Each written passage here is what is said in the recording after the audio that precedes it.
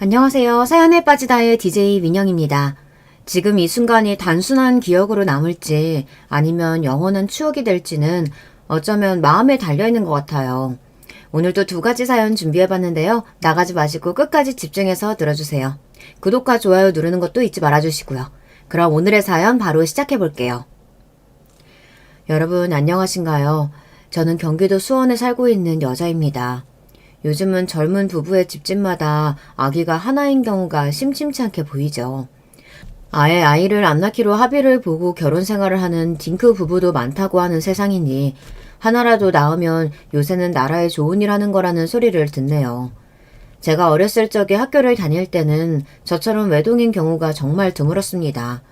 그래서 친구들이 저한테 신기하다는 소리를 많이 했었죠. 언니나 오빠가 없어서 좋겠다는 투정 혹은 동생을 가지고 싶지 않냐는 질문까지 다양하게 받았던 저였으나 제 반응은 거의 고개를 가로젓는 것이었습니다. 그러나 딱 한 가지 질문에는 멈칫하고는 했었어요. 너는 집에 가면 안 심심해? 외동이니까 혼자 놀겠네. 외롭지 않아? 해가 지기 전까지 밖에서 동네의 또래 친구들과 어울려 놀면 그만이었으니 딱히 심심하다고 느낀 적은 거의 얼마 되지 않았어요. 하지만 외롭지 않은 것인지를 생각해 본다면 그건 또 다른 이야기였습니다. 외롭다는 감정을 떠올려 보면 저는 저 자신보다도 가장 먼저 엄마의 모습을 떠올렸던 것 같아요. 어린 시절 제 눈에 비친 엄마가 그러셨거든요. 무척이나 외로운 시절을 보내오신 분으로 보였어요. 여러분도 그러셨을지는 모르겠으나 제가 어렸을 적에는 대개 친구들의 의견을 나누어 보면 친가보다는 외가를 심적으로 가깝게 느끼는 경우가 압도적이었습니다. 이상하게 엄마 쪽 친척들이 교류하기가 편한 모양이었어요. 외할머니라든지 이모라든지 학교의 친구들은 외가를 편하게 느꼈었는데 저는 그렇지 못했습니다. 엄마의 뿌리인 외가가 저에게는 자리를 잡지 못했기 때문입니다. 제가 초등학교를 입학하고 얼마 안 되었을 때 엄마와 단 둘이서 외가를 방문했던 적이 있었어요. 워낙 어렸으니까 뭣도 모르고 아무 생각도 없이 엄마의 손을 잡고 길을 나섰습니다. 도착한 곳이 외가라는 것을 알고는 굉장히 신이 나 있었던 기억이 납니다. 아마 늘 궁금하되 와보지 못했던 곳으로 생각해서 신이 났었을 거예요. 오래된 집은 대문이 열려 있었습니다. 저희 모녀가 안으로 들어가자마자 누가 큰 소리로 외쳤고요. 아니 저 미친년이 여기를 어디라고 와? 여기가 네 집인 줄 알아? 아니야! 빗자루로 추정되었던 것을 들고 서신 채 소리를 지르시는 분은 외할머니셨습니다. 엄마가 크게 코웃음을 치셨어요. 어차피 나도 그쪽을 내 엄마라고 생각 안 하거든요. 마지막으로 와본 것뿐이니까 괜히 너무 그렇게 지랄 떠실 거 없어요. 뭐라고? 지랄? 저 미친년이 진짜로? 왜요? 빗자루 치켜드셔서 뭐 어쩌시려고요? 그걸로 저를 치기라도 하시려고요? 양심도 없지.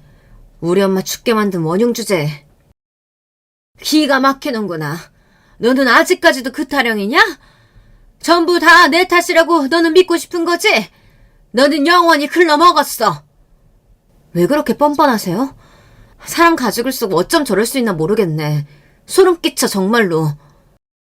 무슨 소리 하는 거야? 나야말로 네가 아주 징그러워서 죽일 지경이다. 하나부터 열까지 모두 다 내 탓으로 돌리는 네 작태야말로 소름 돋는 거야. 됐고요. 아버지 어디 계세요?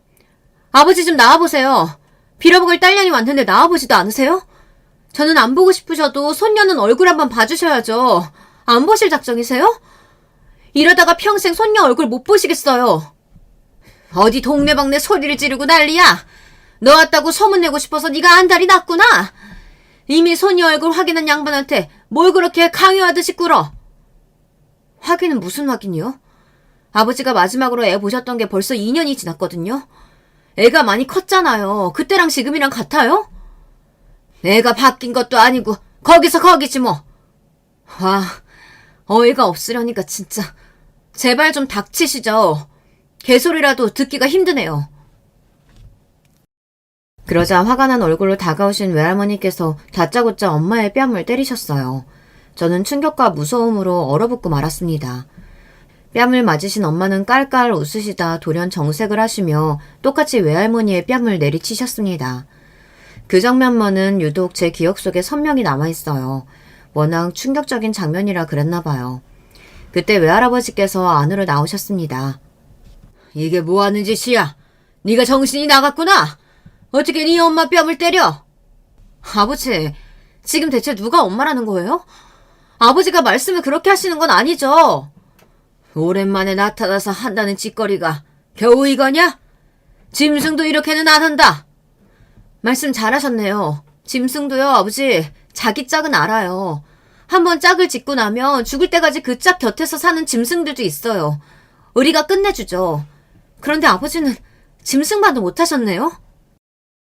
엄마가 사정없이 빈정거리셨고 외할아버지가 당장이라도 손찌검을 날리시는 것처럼 팔을 번쩍 들며 다가오셨습니다. 그리고 제가 엄마의 앞을 막아선 것은 계획에 없던 행동이었습니다. 순전히 돌발 행동이었으며 저도 그때 제가 왜 그랬던 건지 알지를 못해요. 저는 심지어 그때까지 엄마가 당신의 친정에 어떤 감정을 가지고 계시며 무슨 일이 있었던 것인지 전혀 알고 있던 것도 없었어요. 그런데 엄마의 앞을 가로막았던 거예요. 당황하신 외할아버지께서는 저를 내려다보시며 멈칫하셨습니다. 안 돼요. 우리 엄마 때리지 마세요.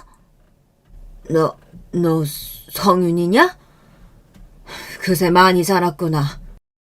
어린 손녀 앞에서 못 볼 거로 보였다고 생각하셨던 것인지 외할아버지께서는 아주 머쓱해지신 얼굴이 되어 들어올렸던 팔을 슬그머니 내려 등 뒤로 감추셨습니다. 그제서야 외할머니께서는 외할아버지를 말리는 신용을 하시더라고요. 동네 소문하면 어쩌려고 그래요. 참아요, 참아. 입을 거의 움직이시 않으시며 그렇게 작은 소리로 중얼거리셨는데 어린아이라서 제가 청력이 좋았던 건지 그게 다 들리더라고요. 저희 엄마를 때리신 분이라서 제가 그게 마음에 안 들었고 두 분을 향해 큰 소리를 외쳤습니다. 우리 엄마 때리지 마세요. 나빠요. 그러자 두 분은 떨떠름하신 얼굴로 시선을 교환하실 뿐이었고 엄마는 제 어깨를 감싸주셨는데 그때 올려다본 엄마의 얼굴이 어딘가 뿌듯한 기색이라는 것을 저는 알아차릴 수 있었어요. 충동적으로 엉겁결을 버리고만 그런 짓이었으나 왠지 잘한 것 같아서 저는 헤헤 웃음이 나왔습니다. 외할아버지께서는 저를 보며 작게 혼잣말을 남기셨어요. 저런 신기할 정도로 웃는 게 꼭 닮았네. 귀는 못 속이는구만. 귀를 쫑긋해서 내용을 듣고 말았던 저는 그걸 가슴에 담아놨었죠. 다시 엄마의 손을 붙잡고 외가를 나와 집으로 향하던 길이었습니다. 저는 아까 외할머니께서 외할아버지께 몰래 중얼거리셨던 것을 엄마에게 알려드렸어요. 그러자 엄마가 예상 밖으로 격한 반응을 보이셨습니다. 그래? 그런 소리를 하셨단 말이지? 역시 그랬던 거였어. 네? 뭐가요? 역시 그랬던 게 뭐예요? 소문을 무서워하는 사람들이 있거든. 뻔뻔할 대로 뻔뻔하게 다 굴어놓고는 지을 죄 다 지어놓고도 자기 주변에 소문 안 좋게 나는 것만큼은 절대 못 견디하는 사람들이지. 아주 웃기는 사람들이야. 그렇지? 당시에 이해가 별로 안 돼서 그저 고개를 끄덕이고 말았던 저를 향해서 엄마는 이런저런 이야기를 이어가셨어요. 정리를 하자면 엄마는 일전에도 외할머니께서 당신의 주변에 소문이 안 좋게 퍼지는 것을 상당히 경계하며 애를 쓰신다는 인상을 받으신 적이 있었다는 겁니다. 당시에는 경황이 없어서 그냥 넘겼지만 이번에는 상황이 아주 다르다고 하셨죠. 외가의 동네를 떠나기 전 엄마는 일부러 그곳에 사시는 아주머니들이 모여 앉아 담소를 나누고 계시는 곳으로 다가가 인사를 남겼습니다. 저희 딸을 데리고 인사 왔는데 확실히 쉽지가 않네요. 피가 안 섞인 딸이든 손녀든 그분은 보고 싶지 않으신 모양이에요. 아니 이렇게 귀여운 소녀 아기를 왜 안 반겼을까? 피가 안 섞였다니 그게 또 무슨 말이고? 동네 아주머니들이 즉각 관심을 보이자 엄마는 당신의 생모가 돌아가시고 외할머니께서 계모로 오시게 된 이야기를 풀어가셨습니다. 그러자 그 아주머니들 중 한 분이 일전에 엄마를 보셨던 적이 있다며 외치시면서 분위기를 더 흥미진진하게 띄우셨고요.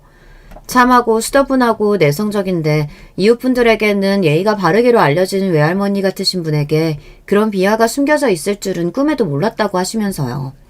동네 아주머니들은 난리가 났습니다. 엄마는 후련한 얼굴로 돌아서셨고요. 남대없이 외가의 이모저모를 알게 된 저는 혼란스러운 채로 귀가를 했었죠. 외할아버지께서 머리 끝까지 화가 나신 채로 연락을 하셔서는 엄마를 향해서 욕을 하신 건 그로부터 며칠 뒤의 일이었습니다. 이 융이주동하게 나쁜 년 같은 이라고! 장인어른, 접니다.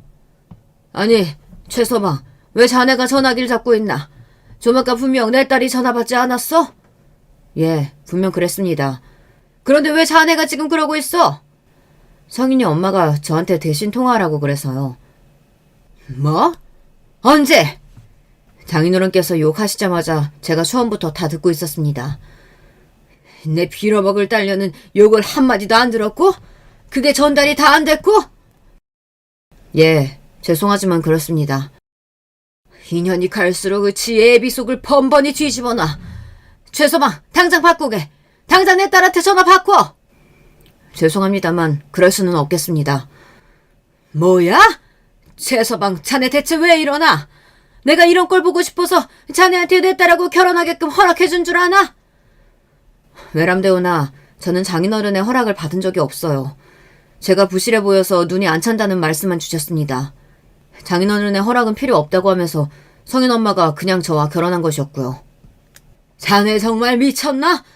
여자를 잘못 만나 결혼해서 같이 돌아버린 게야? 장인어른께서는 장모님의 편이시지 않습니까? 지금도 장모님의 일 때문에 이러시는 것이고요. 그래, 그렇다고 해서 자네가 나를 비난할 참인가 본데? 아닙니다. 저도 그저 똑같다는 말씀을 드리고 싶은 것입니다. 장인어른은 장모님의 편이시죠. 그리고 저는 성인엄마의 편입니다. 그래서 지금 이러는 것뿐이에요. 이름 빌어먹을... 나 지금 내 딸녀 때문에 화병이 나서 뒤로 넘어가기 직전이니까 나 죽는 꼴 보고 싶지 않으면 당장 내 딸년 전화 바꾸든가 아니면 직접 여기로 찾아와서 사과하고 동네 사람들 오해 풀라고 그렇게 말 전하게. 무슨 오해 말씀이십니까? 장인어른께서 장모님을 불륜관계로 처음 만나셨던 그거 말씀이세요? 장모님이 먼저 장인어른한테 적극적으로 다가오셨다는 게 오해라는 걸까요? 아, 그것도 아니면 혹시 장모님이 이혼 전적만 2번 있으신 분이라는 바로 그게 오해라는 겁니까? 어떤 걸 말씀하시는 겁니까, 장인어른? 쌍으로 정신 나간 것들이 아주 어른 공경할 줄도 모르고 시건방지게 되는 대로 짓거리는구나. 옛말에 부창부수라더니. 예, 그렇죠. 장인어른하고 장모님 2분도 참으로 부창부수십니다. 아마 그때 모르긴 몰라도 외할아버지께서는 진심으로 뒷목을 잡고 뒤로 넘어가셨을 거예요. 수화기 너머로 목이 졸린 채 비명을 지르는 것 같은 아주 이상한 신음을 토하시다가 통화가 끊겨졌거든요.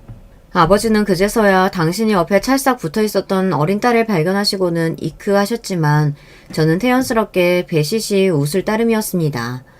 잠시 후 아버지가 난감하신 얼굴로 검지를 입가에 가져가셨어요. 그러자 저도 따라서 아무 말 안 하겠다는 의미로 검지를 입술에 댔었죠. 저는 아버지와 외모가 닮은 아이는 아니었어요. 누가 봐도 외탁을 한 외모였기 때문이었죠. 하지만 하는 행동이나 성격이 어렸을 적의 아버지와 판박이었습니다. 부녀 사이가 아주 잘 통했어요. 범상치 않은 상태였던 외과와는 다르게 친가는 서로 사이가 좋았습니다. 친할아버지와 친할머니 2분은 서로의 얼굴 한 번을 못 보고 중매로 결혼하신 경우였지만 평생의 금슬이 무척이나 좋으셨습니다.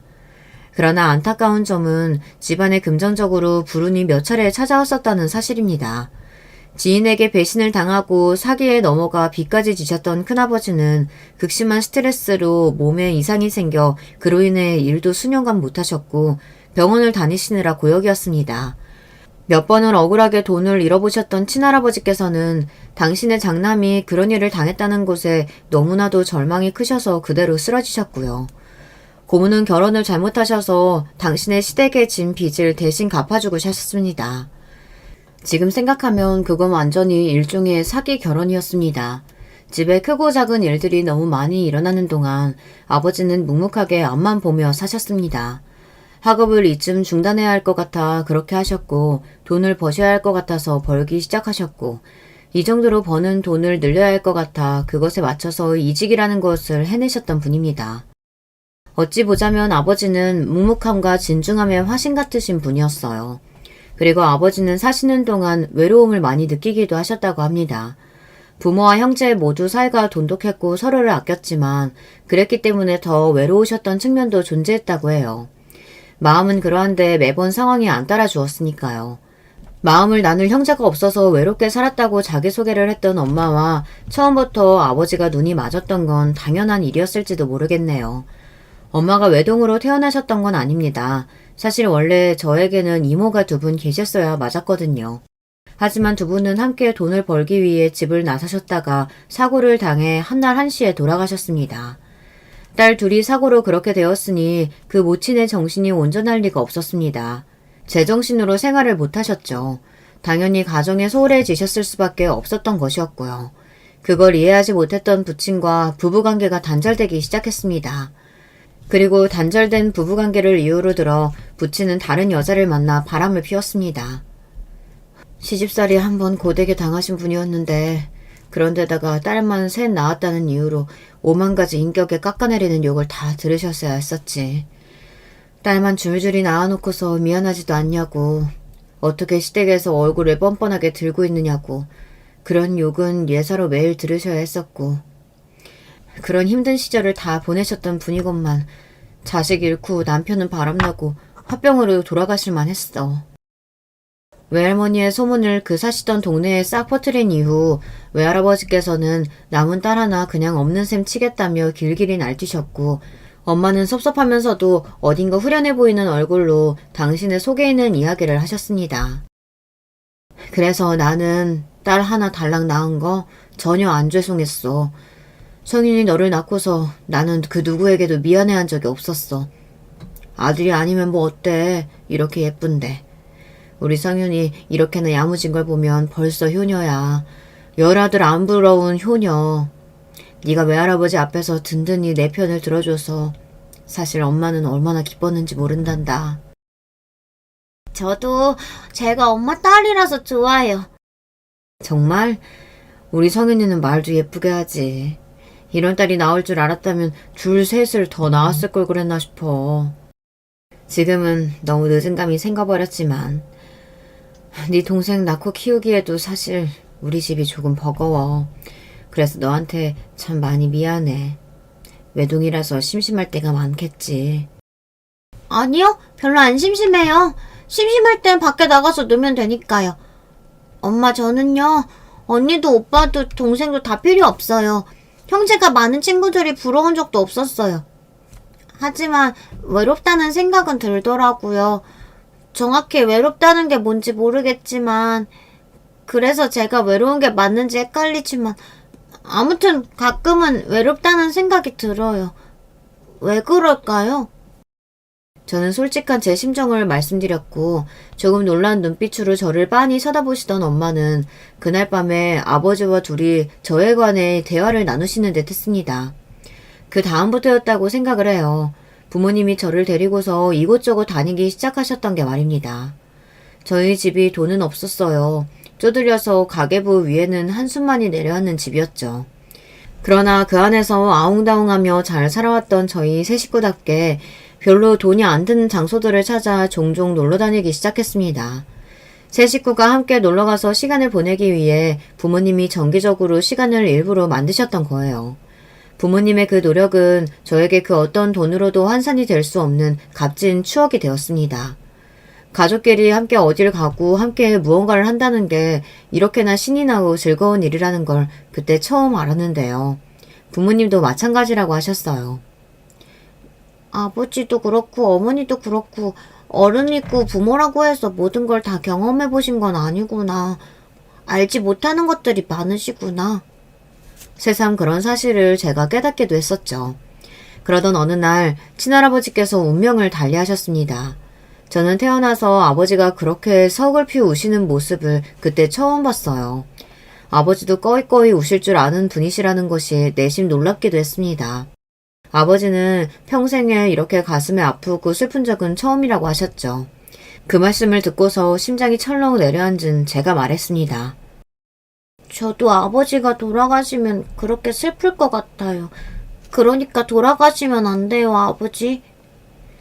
그러자 아버지가 눈물 젖은 눈으로도 얼핏 웃어 보이셨어요. 제 머리를 쓰다듬어 주셨죠. 성윤아, 항상 건강하게 잘 살아야 한다.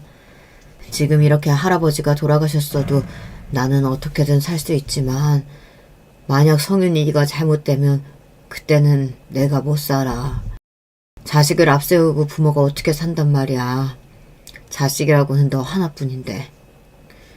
친할아버지의 영정사진을 보고 저희 아버지를 보고 또 친척들을 바라본 제가 속으로 조금 무서워졌습니다. 저는 외동이잖아요.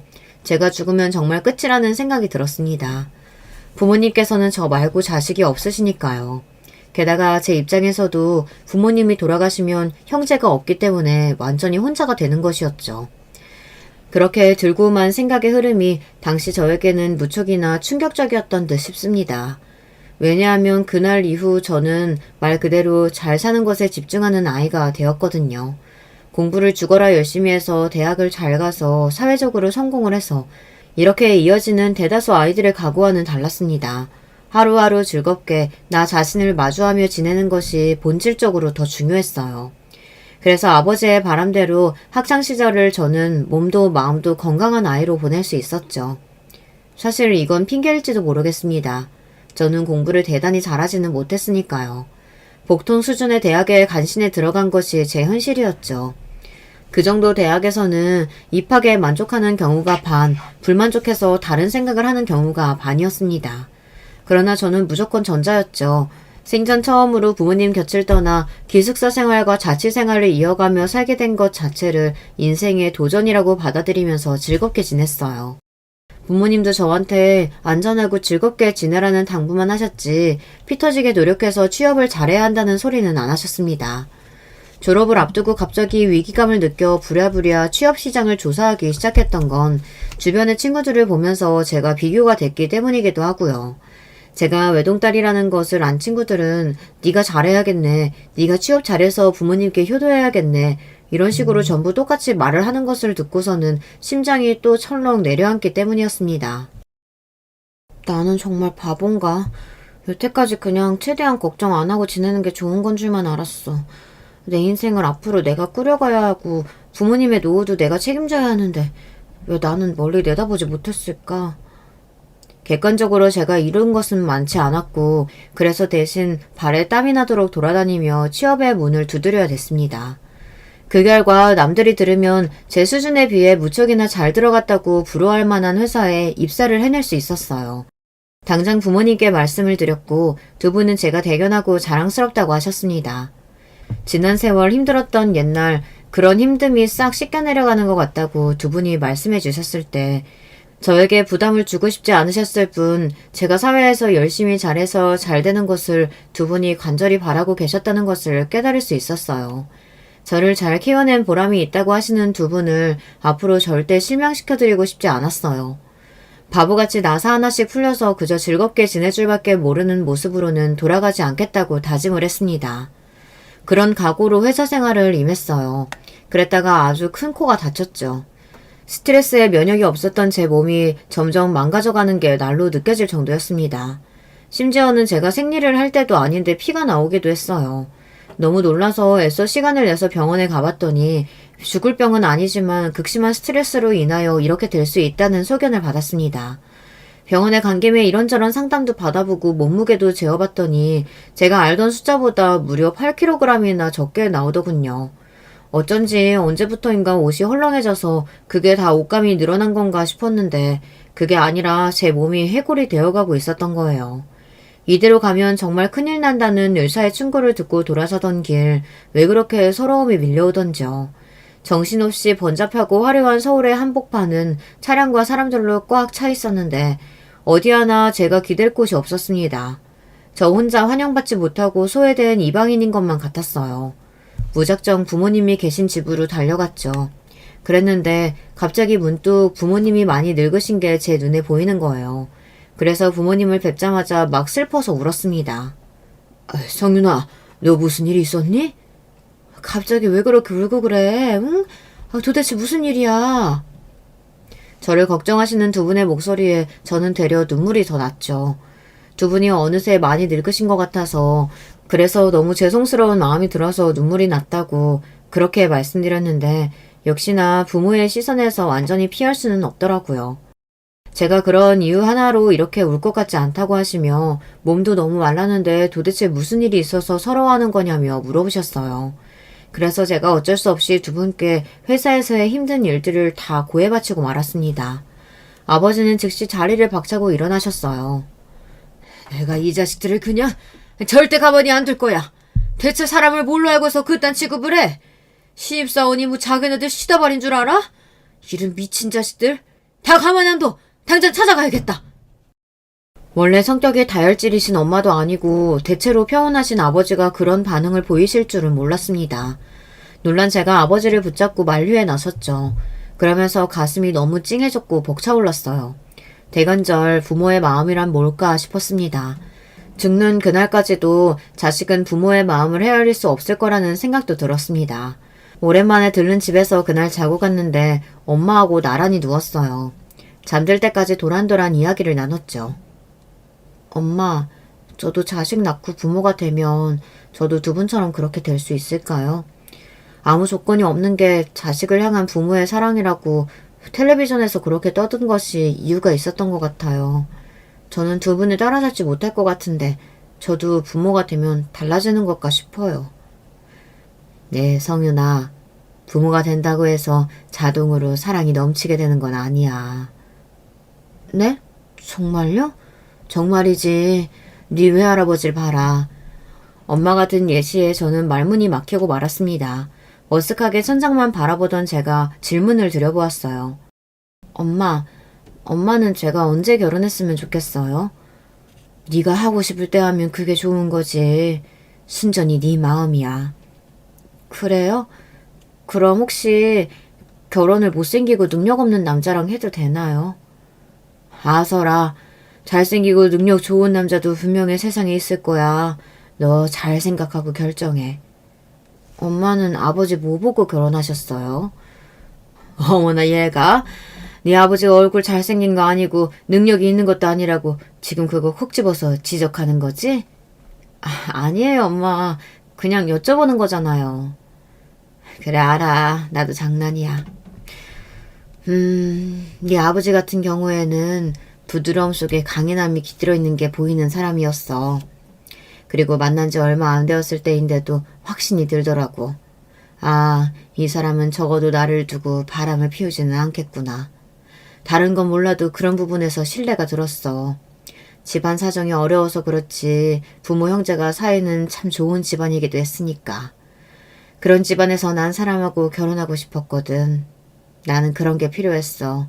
서로를 믿고 살 수 있는 그런 전적인 신뢰 말이야. 그런 걸 네 아버지가 가지고 있었고 나는 바로 그거면 된 거였지.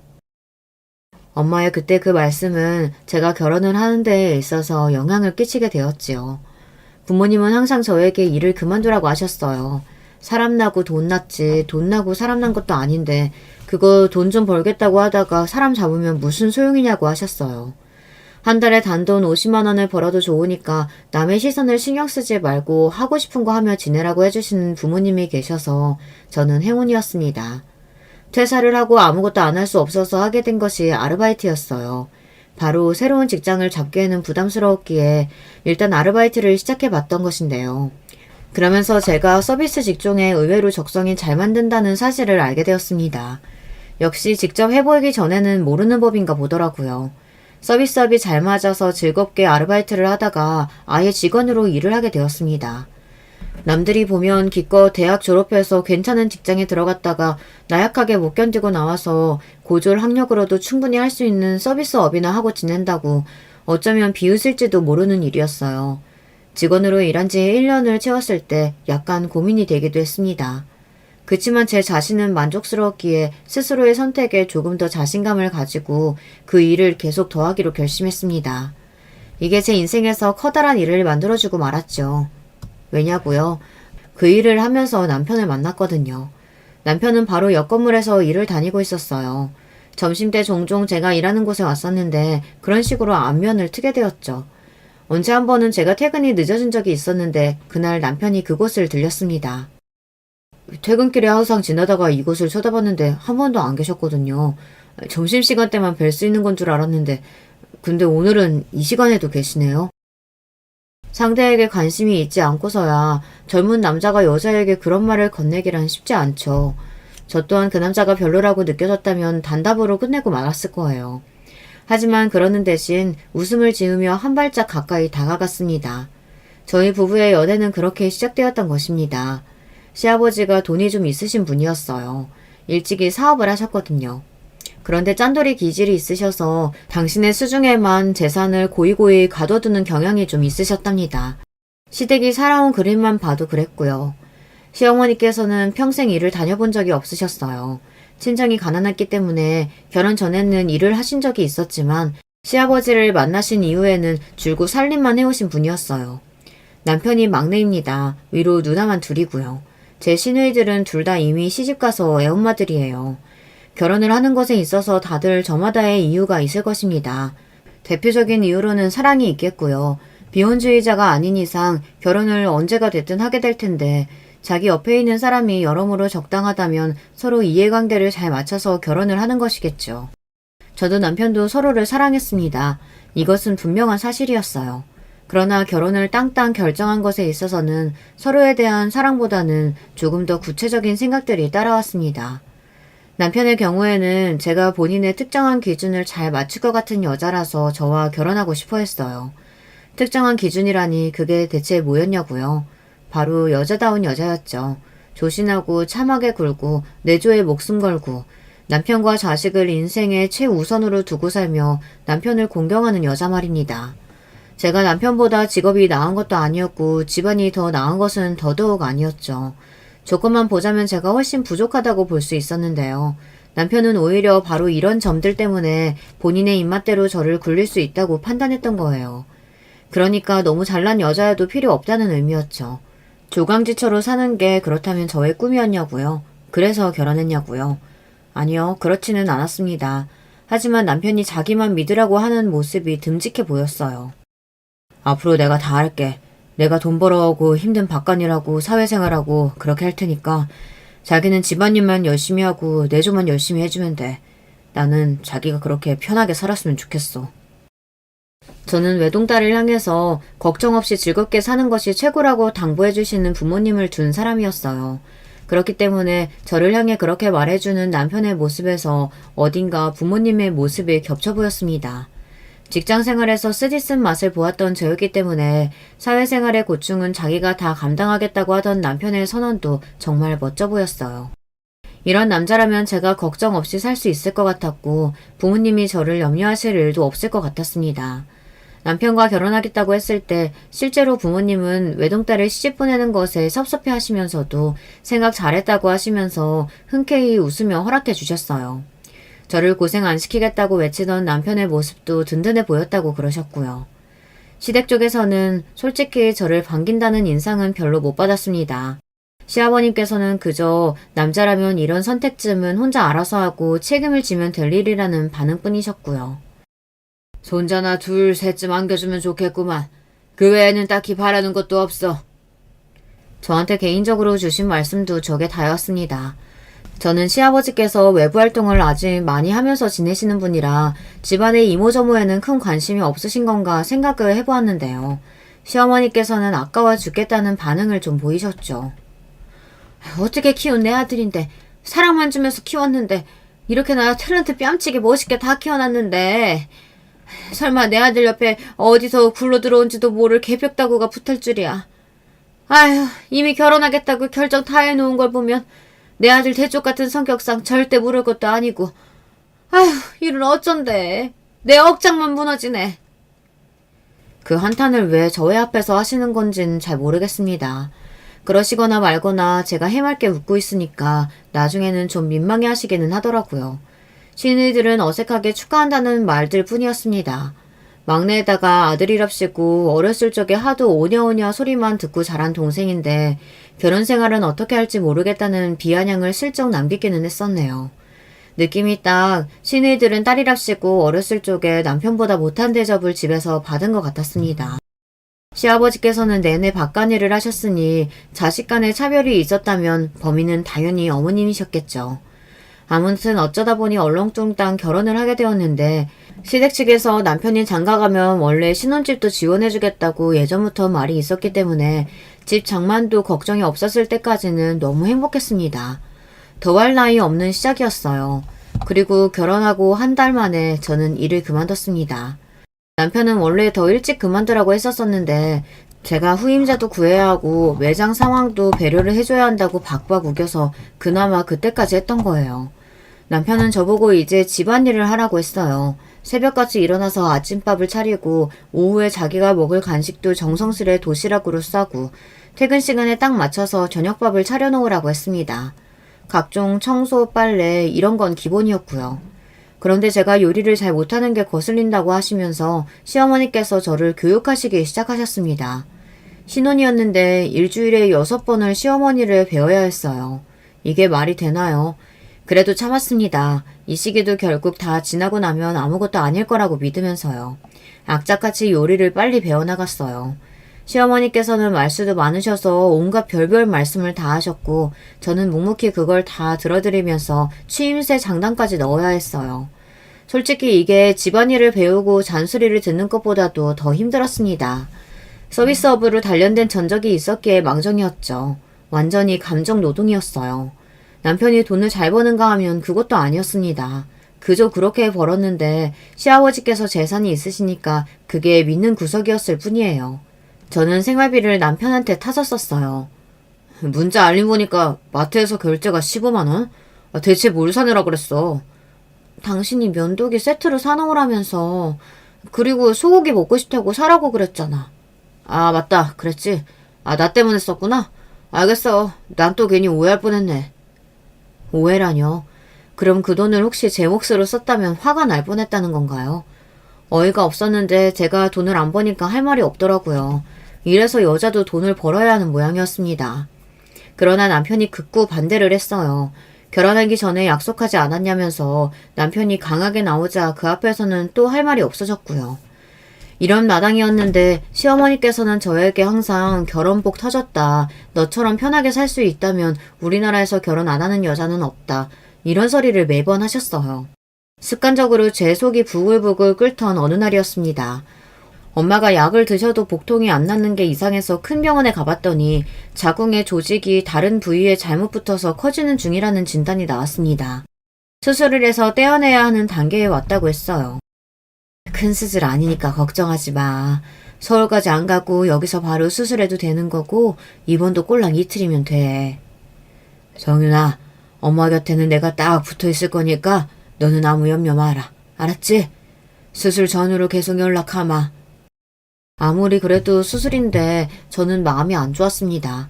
그런 와중에 남편은 자기 아침밥 차리고 도시락 싸고 저녁밥 차려야 한다면서 저보고 부모님께 가지 말라고 했습니다.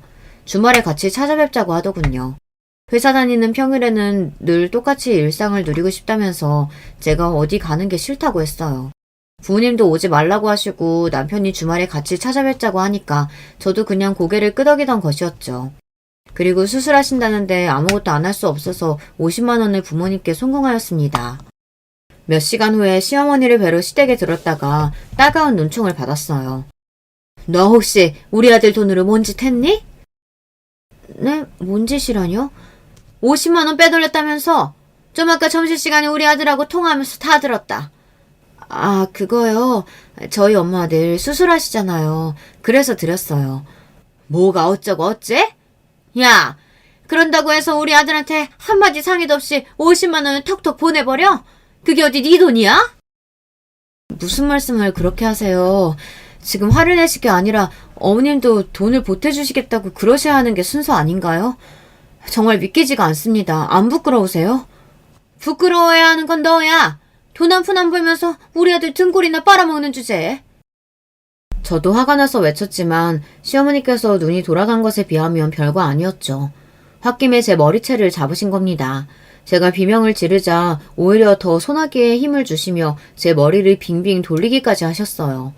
결국 제가 어지러워서 바닥에 나뒹굴자 그제서야 저를 놔주시며 노려보셨습니다. 내가 처음부터 알아봤어. 뭐 하나 똑바로 된 구석도 없고 민폐만 끼치게 생긴 년. 그 순간 제 가슴 속에 얼음과 불이 동시에 솟아올랐습니다. 남편을 향해 차갑게 식은 마음과 시어머니를 향해 뜨겁게 타오른 분노였죠. 다행히 엄마의 수술은 문제없이 끝났고 저는 즉시 남편에게 이혼장을 던졌습니다. 당장 이혼해. 지금까지 네 엄마한테 온갖 나에 대한 나쁜 소리, 험담, 이간질 그런 거 네가 다 해왔지? 진작 눈치는 채고 있었어. 이 치사하고 비겁한 새끼야. 이렇게 복을 걷어차겠다고? 제정신이야? 후회 안 할 자신 있어? 너 같은 새끼랑 결혼한 게 내 인생에서 가장 후회되는 일이야. 돈 없어서 거지처럼 살아도 너랑은 안 살고 싶다. 따지고 보면 능력도 없는 주제에 지 아빠 돈 믿고서 간식 기다리는 개마냥 헥헥거리면서 침이나 흘리고 있잖아. 그 재산 언제 떨어질까 기다리면서 사는 네 꼬라지가 너무 우스워서 같이 못 살겠어. 미쳐 날뛰는 저의 모습을 보며 남편은 충격을 받아 넋까지 나가버렸습니다. 혼이 쏙 빠진 채로 이혼 도장을 찍어주었죠. 그리고 저는 시어머니를 가만둘 생각이 없었습니다. 옛날에 외할머니께 엄마가 한 방 먹이셨던 게 떠올랐거든요. 저는 그동안 시어머니의 온갖 소리를 다 들어주며 지낸 바 있었어요. 제가 어디 가서 말을 할 데가 없다고 생각하셨는지 가면 갈수록 별별 말씀을 다 해주셨던 시어머니 덕분에 제가 취할 조치가 많았습니다. 사위들 욕하신 거 제가 시매부들에게 몰래 내용을 전달했어요. 그리고 시누이들한테도 제가 요리법을 남겨놓고자 휴대폰으로 동영상 촬영했던 걸 보냈습니다. 화면에는 냄비가 나오고 있었지만 옆에서 시어머니께서 주저되셨던 게 내용이 다 들어있었거든요. 평생에 나는 아들 짝사랑하면서 살란다. 나 짝사랑하는 딸년들은 징그러워. 가끔은 소름이 끼쳐. 아직도 왜 나를 포기들을 못하니? 그뿐만이 아니었죠.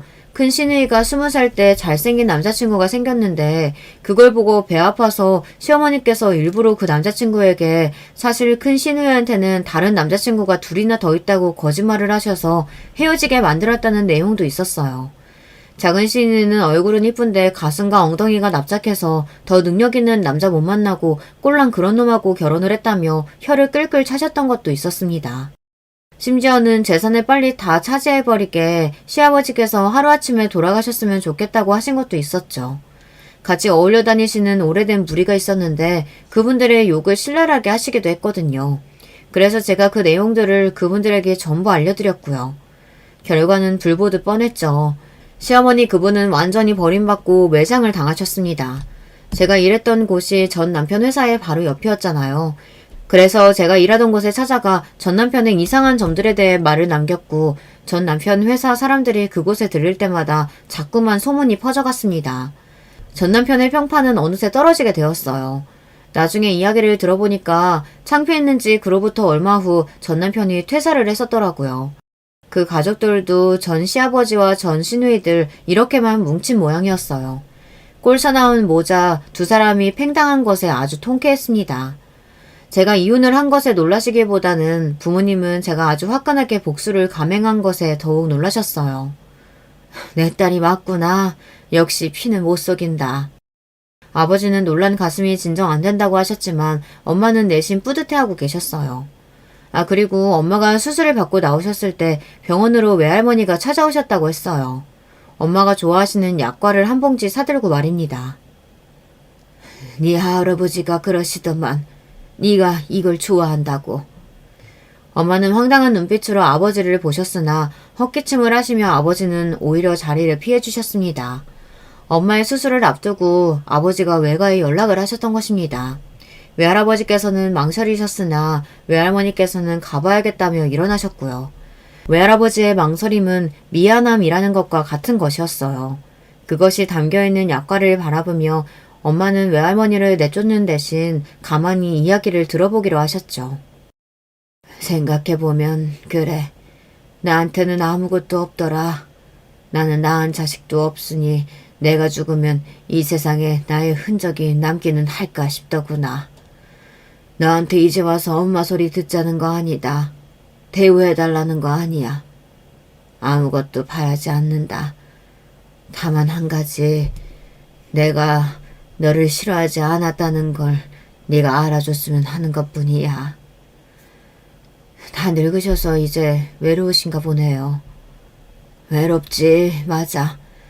나는 인생을 못나게 살아온 사람이라서 특히나 더 외로움을 타나 보다.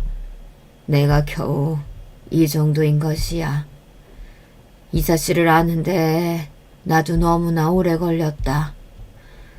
지옥 가시기 전에 그래도 알아차리셔서 다행이네요. 예, 혹시나 다음은 이가 찾아온다면 그때는 문전박대 안 하고 따뜻한 밥이나 차 한 잔 이렇게 함께 하고 싶구나.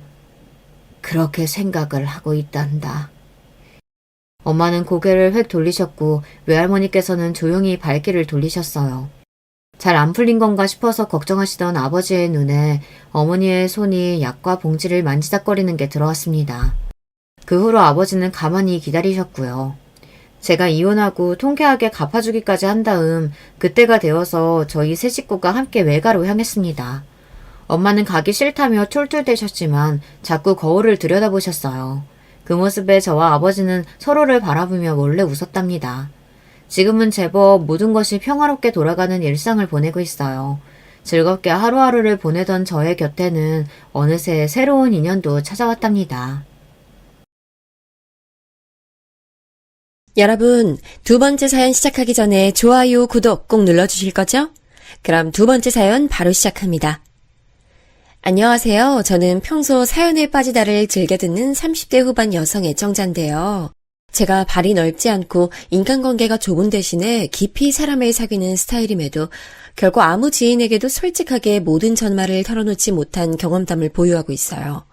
어딘가엔 한 번쯤 속 시원하게 털어놓고 싶다는 바람을 쭉 가슴에 품고 있었던지라 사연에 빠지다 채널에 익명의 창구를 빌려서 오늘 그 바람을 실현해보네요. 저는 아주 어렸을 적에 부모님 이혼을 겪었습니다. 그게 제 나이 6살 때였는데요. 여러분은 학교도 들어가기 전이었던 그 나이에 겪은 일들이 기억나시나요? 기억력이 아주 좋은 사람들은 미취학 아동 시절의 일들도 기억한다고 하던데 제겐 별로 해당이 안 되네요. 굉장히 단편적인 장면 몇 개만 머릿속에 남아있을 뿐이에요. 근데 저는 그것을 아쉬워해 본 적이 별로 없어요. 절 버리고 떠난 엄마를 그다지 기억하고 싶지 않았기 때문입니다. 네 엄마 말이야. 춤바람 노래바람을 그렇게나 못 버리더니 결국에 남자하고 바람나서 떠난 거란다. 바람 따라 사는 인생에 거추장스러운 딸 자식은 필요도 없었던 거겠지. 그러니까 어린 널 미련 없이 버려두고 홀라당 가버린 거야. 아니에요, 고모. 엄마는 저 버린 거 아니에요. 그렇게 말씀 마세요. 왜? 엄마한테 버림받은 딸이라서 우리 윤정이는 스스로가 부끄럽고 창피한가 봐? 넌 네 엄마 닮아서 인성이 되바라진 사람으로 크지 마렴. 가여운 아빠 생각해서 효녀로 커야지. 저는 기껏해야 8살이나 9살 정도였던 초등학생이었는데 아빠 여동생 되시는 제 고모께서 저를 그 당시에 무척 약 올리셨던 기억이 납니다. 절 볼 때마다 버림받은 자식이라면서 조롱했고 친가의 다른 어른들께서는 그걸 뻔히 듣고 보시면서도 누구 하나 말리거나 나무라는 분위기가 아니었어요. 저는 제 편도 없이 그 어린애가 혼자서 조롱을 들으며 참아야 했지요. 결코 여가 시간을 친가 조부모님 댁에서 보내고 싶지 않았지만 아빠가 자꾸만 저를 그곳에 맡겨두셨기 때문에 별 수 없었습니다. 저는 아빠가 돈 벌러 회사 다니시느라 바빠셔서 저를 돌보기 어려우시니까 조부모님 댁에 자꾸만 두시는 거라고 생각했어요. 그래서 저는 저를 비우는 고모, 방관하는 다른 어른들 앞에서 늘 속으로 엄마를 원망했습니다. 엄마가 날 버리고 떠나지만 않았어도 내가 지금 이런 상황에 놓이지 않았을 텐데. 엄마랑 좋은 기억 같은 건 딱히 생각도 안 나고 품이 따스했던 느낌만 남아있을 뿐이야. 아빠랑 헤어지면서 왜 날 데리고 가지 않았을까? 엄마가 너무 미워. 이게 다 엄마 때문이야. 지금 돌아보면 학교를 다니면서 본격적으로 제 세상을 키워가던 그 시기에 저는 가장 먼저 한 일이 어찌 보면 엄마를 원망하기 시작했던 거였네요. 그리고 제가 10살이 되던 해의 봄날에 저는 아빠가 왜 저를 자꾸만 떼어놓고 지내셨는지 그 비밀을 알게 됐습니다. 어느 날 할머니께서 제 어깨를 단단히 붙잡으시며 이렇게 주의를 내리셨죠. 너 앞으로 잘해. 네 새엄마 비위 살랑살랑 맞추면서 입안에 혀처럼 굴라는 말이야. 새엄마요? 할머니, 혹시 저한테 새로 엄마가 생긴다는 거예요? 그래 이거사. 진작에 우리 아들 옆구리는 이렇게 집안에 교육자 둘셋 정도는 있는 여자가 꿰찼어야 했는데 네 엄마처럼 가볍고 품격 떨어지는 딴따라가 웬 말이었을까? 아이 그러게 질이 떨어지는 여자니까 자기 자식도 버리고 떠는 거겠지. 아빠는 재혼하셨습니다. 그 재혼 상대와 하나둘 살림도 합치시고 아주 재밌게 지내시느라 저는 늘 뒷전이었던 것이었어요. 재혼이라는 건 너무나도 갑작스러웠죠. 그걸 두고 할머니께서 저에게 자꾸 당부하시면서 제가 상처 입을 법한 말씀을 남기시는 것도 싫었고요. 하지만 저는 언제나 엄마라는 존재에 목이 마른 아이였기 때문에 새엄마께서 저를 어여삐 여겨주신다면 더할 나위가 없겠다는 바람을 함께 품었습니다. 하지만 헛된 희망이었어요. 쟤는 생긴 게 왜 저렇게 외탁을 했대? 자기 아빠하고는 얼굴이 전혀 안 닮았네? 똘망똘망하고 부드럽게 생긴 저런 인상. 나 정말 별로야. 이미지가 별로 안 좋아 보인달까? 하여간 마음에 안 드네. 새엄마께서 화장대 앞에 앉아 로션을 바르시며 큰 목소리로 중얼거리시는 내용은 저를 겨냥하고 있었습니다. 저는 한 집에 살면서 새엄마의 심기를 안 거스르려고 부단히 노력했음에도 시비가 걸렸어요. 그럴수록 저는 근본적으로 저를 낳아주신 진짜 엄마를 속으로 원망하기도 했네요. 애초에 제가 버림받지 않았다면 겪지 않아도 됐을 일이니까요. 아빠와 새엄마 사이에서 남동생이 태어났고 저는 그야말로 찬밥을 넘어서 거의 구제불능의 문제아 취급마저 당하며 집안에서 등한시 여겼습니다. 저는 어느새부턴가 웃는 것도 우는 것도 모든 것이 집에서 눈치가 보이기 시작했어요. 하나부터 10까지 제가 남동생과 차별받지 않은 것은 없었고요. 저는 마치 아빠, 새엄마, 남동생이라는 가족 구성원에 낀 이방인 같았습니다. 중학교 때 대부분이 그렇듯 저도 사춘기를 지났는데요. 어느 하루는 제가 난생 처음으로 학원 수업을 빠지고 반 친구들이랑 노래방을 갔어요. 예전에 유행했던 한 곡에 얼마씩 동전을 넣고 부르는 노래방이요. 그곳을 안 가는 학생들은 당시에 없었거든요. 하지만 저는 그곳에 갔다는 이유로 양아치, 날라리 이런 소리를 들으며 얻어맞아야 했습니다. 학원 수업을 빠지고 그런 곳에 가? 넌 어떻게 대먹은 머리를 달고 있길래 그딴 생각을 다 하게 됐어? 죄송해요. 정말 잘못했어요. 앞으로 2번 다시는 안 그럴게요. 한 번만 용서해 주세요. 시끄러워. 말은 뻔지르르하게 잘하네. 애초에 잘못할 짓을 하지 말았어야지. 넌 공부도 못하고 아무런 쓸모도 없어서 나로 하여금 집에 식충이 벌레 하나 키우고 있는 기분이 들게 해. 집에 이딴 식충이 벌레가 있는 기분 얼마나 불쾌한지 네가 알아? 내 고충을 네가 알기나 하냐 이 말이야. 저는 방에 있던 플라스틱 쓰레기통으로 몇 번이고 머리를 얻어맞았습니다. 새엄마 앞에서 무릎을 꿇은 채로 말이죠. 결국은 코피가 툭 하고 터져 흘러나왔는데 새엄마는 아무렇지도 않은 표정으로 제 코에서 흐르는 코피를 쳐다보더군요. 저는 코피가 났다는 사실보다 새엄마의 무미건조한 그 표정이 더 놀라웠고 무서웠어요. 너 학원 이번 달까지만 다니고 그만둬. 다녀봤자 뭐 하겠어? 공부도 안 하는데. 너 네 친엄마가 옛날에 노래 좀 부르고 다니는 가수였다나 뭐였다면서? 그러니까 유전자를 잘못 물려받아서 머리가 안 좋지. 어차피 안 될 거 밑빠진 독에 물 붓게 하지 말고 그냥 하지 말자. 아니에요. 저 학원 다니고 싶어요. 수업 안 빠질 거고 공부도 앞으로 열심히 할게요. 정말이에요. 글쎄, 난 너한테 돈 나가는 거 자체가 아깝고 그냥 다 싫어. 난 네가 숨만 쉬면서 조용히 살았으면 좋겠어. 네? 어떻게 그런 말씀을 하실 수가 있으세요? 그러면 저 아무것도 하지 말라는 말씀이세요? 뭘 그렇게 또 상처받은 얼굴을 하고 그래? 네가 예쁨 받을 짓을 해도 예뻐할까 말건데 넌 미움받을 짓만 골라서 하니까 내가 정이 가겠어 안 가겠어? 동현이한텐 절대 이런 말씀 안 하시잖아요. 정말 너무하세요. 얘 좀 봐라. 동현이는 진짜 내 아들이니까 그렇지. 난 가짜 딸이고 어떻게 같을 수가 있어. 그러세요? 그러면 저도 이제 진짜 엄마라고 생각 안 하고 가짜 엄마라고만 생각할게요. 앞으로 저한테 아무런 신경 안 써주셔도 돼요, 아줌마. 사춘기 감성이 욱해서 내질렀던 그 말, 바로 뒤에 날아든 매서운 손맛을 지금까지 잊지 못하고 있네요. 새엄마가 속으로 뺨을 3대 때리셨는데 멎어가던 코피가 흩날리고 정말 가관이었죠. 코피 자국이며 터진 입가를 하고 있는데도 저를 보면서 어린 남동생은 하품이나 찍찍 날릴 뿐이었어요. 빈말로나마 괜찮냐고 무슨 일 있냐고 안 물어봐 주더라고요.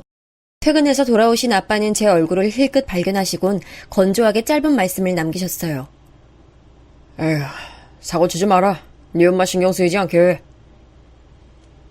제가 뭘 그렇게 잘못했다고 그런 잔소리까지 쐐기로 들어야 하는지 이해할 수 없었죠. 화가 난 제가 가라앉은 목소리로 차갑게 말씀드렸어요. 엄마라니, 누구를 말씀하시는 거예요? 제 엄마 아닌데요? 저분 제 진짜 엄마 아니잖아요. 나 낳아준 분은 지금 어디 계시는 거예요? 뭐야? 너 버린 그 여자는 왜 찾아? 어처구니가 없네. 네 엄마가 항상 하는 말이 맞네. 너는 예쁨 받을 구석도 없고 우리 자랑거리로 삼을 만한 구석은 더더욱 없어. 서러웠습니다. 친구들 보면 집안 문제로 고민하는 건 기껏해야 부모님하고 싸운 것, 집에 돈이 없는 것, 이런 것들 뿐이었고 아무도 저처럼 근본적인 가족의 정의에 대해 고민하는 사람은 없었어요. 집에 돈이 없었던 적은 한 번도 없었지만 충족감을 느껴본 일은 없었습니다. 명절 같은 때가 되면 당연히 저는 온갖 친척들로부터 동떨어진 느낌을 받았고요. 만약에 이대로 내가 고등학교 졸업까지 하고 나면 어떻게 될까? 대학도 변변치 않은 곳 다니게 되면 집안 지원을 기대하면서 늘 비굴하게 굽신거려야 할지도 몰라. 고등학교 입학을 앞두고 저는 미래를 생각하며 정신을 차렸습니다. 정말 죽어랍시고 공부를 했어요. 제가 외모는 다른 사람들의 증언처럼 저를 낳아주신 분을 닮았을지 몰라도 공부 두뇌는 아빠 쪽을 받았나 보더라고요. 천만다행히도 각오를 다지자 공부를 따라가는 게 어렵진 않았으니까요. 그 결과 저는 모두가 알아주는 명문대에 입학했습니다. 그때가 돼서야 저의 부모님이시라는 두 분이 학교에 행차하셔서 저와 웃으며 사진을 찍어주시더군요. 정말 처음이었어요. 초등학교 입학부터 고등학교 졸업에 이르기까지 저는 늘 찬밥 신세였으니까요. 저는 고등학교를 졸업할 때에도 가족 아무도 안아줬어요. 그때는 아직 대학 입시 결과가 나오기 전이라서 그랬나 봅니다. 저는 더욱 이악 물고 대학 생활을 해내야겠다는 다짐을 했죠. 성인이 되면서 그 핑계로 저는 집안 짐 정리를 싹 했었는데요. 그러면서 옛날 사진들도 한 곳에 모으며 한 번씩 다시 봤어요. 기억도 잘 안 나는 제가 아기였을 때의 사진도 몇 장이 있었죠. 남들은 아기 때 사진이 정말로 많다고 하던데 저는 아니었습니다. 보통 엄마가 이런 걸 찍어서 간직해주는데 저는 엄마에게 버림받은 아이였으니 이런 게 거의 없는 게 당연한 건가 싶었네요. 아기였던 저를 품에 안아든 저를 낳아주신 엄마가 제대로 나온 사진은 딱 한 장이었습니다.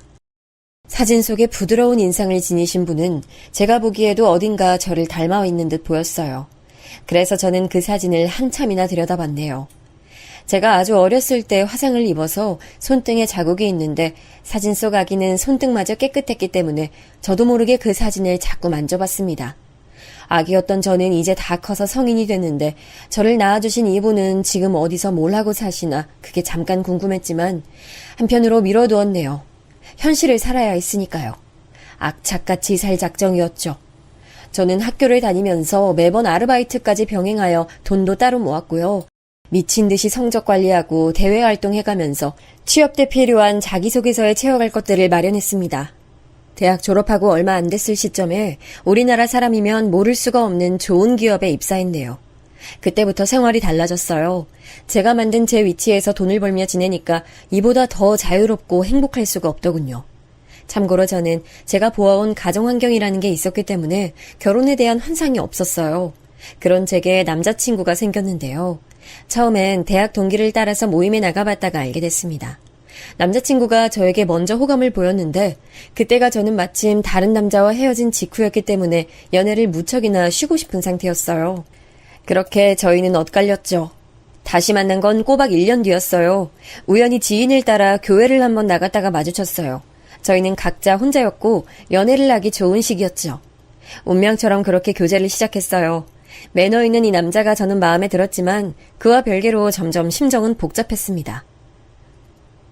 나랑은 다르게 구김살 없이 큰 걱정 하나 없이 살아온 사람이라는 점이 은연중에 느껴지네. 남자친구가 너무 밝고 긍정적이란 것에서 오는 저의 열등감이었습니다. 저는 저 스스로가 얼마나 나약하고 속이 좁은 사람인지 알고 있었기 때문에 남자친구의 멋진 모습을 볼 때마다 제 자신이 작아졌어요. 이건 남자친구와의 진솔한 대화를 통해서 점차 극복해 나갈 수 있었네요. 그러면서 남자친구의 가정사도 살짝 엿볼 수 있었고요. 민주야, 너는 어머님이 너를 낳아주신 분이 아니고 아버님이랑 재혼하신 분이라고 했지? 나도 마찬가지야. 원래 부모님은 이혼하셨고, 그래서 지금 우리 엄마는 나를 낳아주신 분이 아니고 피 한 방울 안 섞인 남이야. 그런데도 오빠한테 잘해주신다니 부럽고 신기하네. 근데 어머님께서는 재혼하시고 나서 아이를 안 낳으셨나 봐. 오빠 외동이잖아. 우리 엄만 아주 젊으셨을 때 결혼해서 아이 한 명 낳으셨었대. 또 낳고 싶으신 생각은 없으셨나 봐. 이런저런 남자친구의 집안 이야기를 들으며 원치 않게 새로운 문제를 맞닥뜨렸어요. 그건 바로 남자친구가 무척 부자라는 사실이었죠. 남자친구가 자취한다는 곳을 제가 처음 가봤을 때였는데요. 그냥 역세권 오피스텔 산다길래 그저 그런 거 유형을 떠올렸어요. 작은 오피스텔, 대부분 복층 형태고 통창이 달린 그 구조일 줄 알았는데 전혀 아니더라고요. 일반 사회 초년생들이 자취하는 그런 오피스텔이 아니라 많은 것들이 갖춰진 아주 고급스러운 오피스텔이었습니다. 사실상 아파트 같은 느낌이어서 너무 당황했네요. 전세인지 월세인지 그것도 모르고 그냥 집에서 구해준 자취방이니까 살고 있다는 남자친구의 입장에 기가 막혔습니다. 내가 정리정돈을 하고 살긴 하는데 일주일에 한 번씩 청소해주시는 분이 오셔서 싹 해주시고 냉장고도 늘 채워주셔서 솔직히 크게 하는 건 없어. 오빠, 단도직입적으로 물어볼게. 혹시 오빠 엄청난 부잣집 아들이야? 뭐? 엄청난 부잣집이라는 게 기준이 어떻게 되는지 모르겠네. 우리 집이 금전적으로 어렵지 않기는 해. 나도 경제적으로 부족하다거나 그렇게 산 건 아닌데 이건 좀 놀랐어. 오빠 갑자기 나하고는 다른 세상 사람 같네. 차 좋은 거 끌고 다니길래 꽤 사는 집 자식이라고만 생각했었는데 왠지 그 차가 검소한 선택이었구나 하는 생각이 드네. 아, 그 차? 작은 고모부가 예전에 타시던 건데 차가 많으셔서 영 그걸 안 타신다고 나 운전 연습하라고 주셨던 거야. 근데 바꿀 이유를 못 느껴서 계속 타고 다녔어. 들으면 들을수록 남자친구가 엄청난 부잣집 외동아들이 맞다는 확신만 들더군요. 저는 오만 눈치를 봐가면서 자력으로 무조건 해내야 한다는 일념으로 15년 가까이 이악 물고 매일을 살아왔던 사람이라서 남자친구의 사고방식이나 누리는 일상이 좀 이질적으로 느껴졌어요. 남자친구와 슬쩍 거리를 두게 됐는데요. 그러자 안달이 나고 마음이 조급해졌는지 되려 남자친구는 저에게 결혼 이야기를 꺼냈습니다. 자기가 무조건 많은 걸 해주겠다고 하더군요. 저는 과연 그토록 잘 사는 집안에서 외동아들을 굳이 저 같은 여자에게 붙여줄까 싶어서 아무런 감흥도 처음엔 없었습니다. 그런데 남자친구가 저와 상의도 없이 저하고 찍은 사진을 자기 엄마에게 전송한 거예요. 그러더니 금세 답변을 받았는데 제가 좀 얼떨떨했습니다. 어머님께서 사진으로 제 얼굴을 보시더니 이렇게 말씀을 해주셨어요. 아가씨가 인상이 아주 좋네. 왠지 모르게 끌리는 이미지라고 할까? 시간 되면 데리고 집에 밥 먹으러 들러. 엄마가 맛있는 걸로 차려놓을게. 말만 하면 돼. 칭찬에 이어서 초대까지 받자 이게 꿈인지 생시인지 분간이 안 갔죠. 저도 남자친구를 통해서 어머님 사진을 봤는데 관광지에 들른 기념으로 찍힌 사진이라 얼굴이 가까이서 나오진 않았지만 부드러운 분위기를 가지신 분이라는 것만은 확연히 알 수 있었어요. 그리고 어딘가 포근한 듯한 느낌이 전해졌죠. 저도 모르게 남자친구의 집에 가볼 용기가 생겼어요. 이런 분이라면 빈말로 그렇게 구신 게 아니라 정말 마음씨가 따뜻하실 듯 싶었거든요. 시간이 좀 흘러 3달 정도가 지났을 때 저는 날짜를 잡고 남자친구와 함께 그 본가에 방문했어요. 아버님께서는 급한 용무가 있으셔서 안 계실 예정이었지만 저는 오히려 잘 됐다 싶더라고요. 양친 모두 계시면 아무래도 부담스러우니까요. 부잣집 본가로 향하게 됐으니 저도 만반의 태세를 하고서 출발했네요. 남자친구 차를 타고 함께 도착한 곳은 무려 용산 한남동에 위치한 대저택이었습니다. 인터넷 뉴스나 유튜브 정보로 뜨면 그런 곳에서나 볼 수 있는 100억짜리 부잣집 대저택이요. 정말로 그런 게 제 눈앞에 실제하니까 가만히 있어도 압도당하는 기분이 들더라고요. 어느 정도 각오를 다진 뒤에 온 상태였는데도 심장이 벌렁거렸습니다. 전용 주차장이 있어서 차고의 문이 자동으로 스르르 열렸는데 마치 갑자기 영화 속으로 들어온 듯한 느낌이었죠. 살면서 이런 경험을 하게 될 줄은 몰랐다는 생각이 들면서 헛웃음까지 짓고 말았는데 그런 저를 보며 남자친구가 손을 꼭 잡아줬어요. 긴장할 필요 없어. 걱정할 일도 전혀 없고. 우리 엄마는 그저 맛있는 밥 한 끼 너에게 선사해주고 싶으신 거니까 그렇게 생각해주면 돼. 알았지? 아버진 일정이 늦게 끝난다고 하셨으니까 도중에 들이닥치지는 않을 거야. 그래, 알았어. 혹시 오빠가 나보다 더 긴장한 거 아니지? 내가 내 자신을 숨기거나 꾸며낸다고 해서 그게 될 일도 아니고 난 그저 나대로 나답게 굴 테니까 옆에서 오빠가 잘해줘야 돼. 나 오빠만 믿는다. 서로를 보며 그렇게 미소를 교환할 때까지만 해도 정말 상상도 못했습니다. 어떤 엄청난 상황이 저희 두 사람을 기다리고 있을지 말이죠. 한치 앞을 내다보지 못한 채로 저는 그 집안에 발을 들였습니다. 저도 모르게 탄성을 삼켜야만 했어요. 전에 대학 다닐 때 들었던 강의에서 과제로 영화 감상문을 내주는 바람에 봤던 영화가 있었는데 거기 주인공이 엄청 부자였거든요. 그런데 그 주인공이 살던 집하고 엄청 비슷하게 생겼더라고요. 으리으리하기보다는 고풍스러웠고 정제되어 있는 분위기라는 게 있었습니다. 저는 집안 풍경에서도 격식이라는 게 흘러나올 수 있다는 걸 이때 처음 체감할 수 있었죠. 오빠, 솔직하게 말하자면 내가 머릿속에서 상상해본 것보다 집이 훨씬 더 좋다. 세상엔 정말 잘 사는 사람이 많고 훌륭한 집에서 사는 사람이 많다는 감상이 드네. 실감이 안 나서 마치 내가 세트장에 와 있는 것 같다. 와, 이런 곳에서 매일 살면 기분이 어때? 그렇게 말해주니까 왠지 민망하다. 우리 엄마가 실내 인테리어에 관심이 많으셔서 집안 이곳저곳도 직접 꾸미신 거거든. 이따가 한번 네가 우리 엄마한테 이런 거 알려달라고 해봐. 분명 엄청 반색하시면서 너한테 설명 많이 해주실 거야. 아, 정말? 아, 무척 센스가 좋으신 분이구나. 사실 나도 소품 두고 꾸미고 배치하고 이런 거 엄청 좋아하는데 왠지 공통점이 있는 것 같아서 괜히 친근하네. 저는 어머님에 대한 이야기를 들으며 높은 천장과 집안 곳곳에 배치되어 있는 장식물을 쳐다봤어요.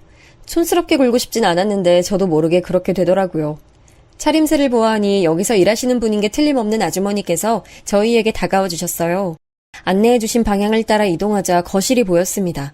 남자친구가 웃으며 제게 말했어요. 집에 거실이 3개인데 여기가 첫 번째야. 나머지는 천천히 구경하면 돼. 거실이 3개? 와, 대단하다. 근데 오빠, 내가 이따가 구경하다가 놀라 자빠질까봐 미리 경고해 주는 거야? 제가 장난스러운 말투로 남자친구 말을 받았는데 누군가 저희 두 사람 쪽으로 다가오며 말을 건넸습니다. 뭐가 놀라서 자빠진다는 거예요? 내가 엿들을 생각은 아니었는데 귀에 들렸네. 아우, 두 사람 사이좋게 있는 모습 보니까 괜히 흐뭇해지네. 아가씨 안녕하세요. 우리 오늘 처음 보지요? 나 우리 태민이 엄마 되는 사람이에요. 부드러운 말투를 내신 분은 바로 남자친구 어머니였어요. 어머님께서는 어깨에 닿는 머리를 우아하게 볼륨 띄워서 옆으로 넘긴 모양을 하고 계셨는데 마치 연예인들이나 하는 스타일처럼 보였습니다. 우아하면서도 밝은 이미지를 뽐내고 계셨죠. 키는 저와 엇비슷하지만 조금 더 낮은 눈높이를 하고 계셨고요. 저는 그런 어머님의 모습을 저도 모르게 멍해져서 바라봤습니다. 제법 한참이나 멍하게 그저 어머님을 쳐다봤어요. 그러다 제 옆에서 남자친구의 당황한 숨소리가 들려오자 아차 싶어서 얼른 꾸벅 인사했죠. 아, 안녕하세요. 너무 아름다우셔서 저도 모르게 빤히 쳐다봤네요. 죄송합니다. 저는 태민이 오빠 여자친구 남민지라고 합니다. 엄마, 우리 민지 귀엽죠? 내가 전에 민지한테 엄마 사진 너무 멀리서 찍은 걸로 보여줬었나 보다. 엄마가 이렇게까지 아름다운 미인일 줄은 몰랐던 거지. 근데 민지는 그런 이유로 놀랐다 치고 엄마는 반응이 왜 그래요? 갑자기 표정이 엄청 굳어 보이는데 어디 편찮으세요? 남자친구가 걱정스러운 소리를 낼만 했어요. 그도 그럴 게 어머님께서는 순식간에 안색이 파리해진 상태였거든요. 갑자기 얼굴에 핏기가 싹 가신 모습으로 어머님께서는 저에게 이런 질문을 하셨습니다. 민지? 본인 이름이 민지예요? 아주 흔한 이름인데 거기에 성까지 남이라고 한다면 흔한 조업은 아닌데 어떻게 남민지라는 이름이...